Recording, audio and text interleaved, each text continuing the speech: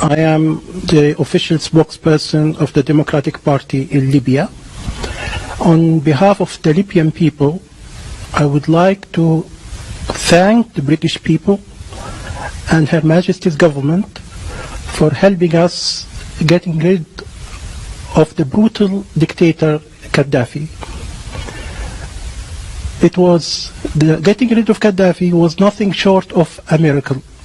We'll always be grateful to Britain. I believe that the Conservative Party, which helped us in this respect, stands for freedom and human rights throughout the world. Unlike Labour Party, which supports dictatorships in North Africa, in the Middle East, and in Central Asia. For example, Mr. Tony Blair and Mr. Peter Mandelson used to be on the payroll of Gaddafi. They are still on the payroll of dictators in the Middle East and Central Asia. We need to make a very clear distinction between the Conservatives and the Labour Party. We believe that the Conservative Party will go on to help the Arab Spring and support the revolutions throughout the Middle East. Thank you. I was waiting for you pulling off a mask and revealing yourself as a comedian. I really cannot believe that you just said the words that you said. The idea that the Conservative Party supports the Arab Spring against dictatorships is so wrong, I don't know whether to laugh or cry. And you obviously haven't been in Libya for a long time. You can't have been. Otherwise you would not dream of coming on international television and discussing Libya as if it were some kind of success. Gaddafi was everything you said he was.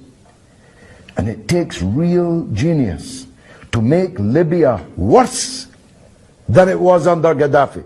And that's what's been achieved by your friends in the Conservative Party and NATO and their allies, no doubt, in exile in London and elsewhere.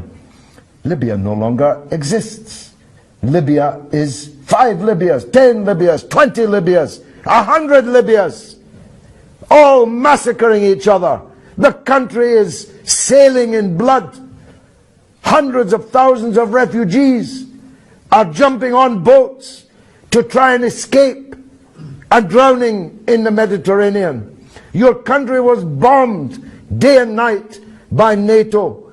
And now Sirte, which was bombed by the Americans when Gaddafi was in, is a self-declared part of the ISIS caliphate. Some success story. ISIS, Al-Qaeda, one brigand group after another, taking control of the airport, of the parliament, chasing out the government. How many prime ministers have you got? How many foreign ministers? It's an absolute catastrophe, Libya. And you come here in your nice suit, safe here in London, and hail it all as some kind of triumph, and you have the gall to salute the Conservative Party. Well, if the Conservative Party do to Britain what they did to Libya, then God help us. God help us. Because they destroyed your country, which no longer exists. And you, presumably on some kind of payroll, come here and take your hat off to it.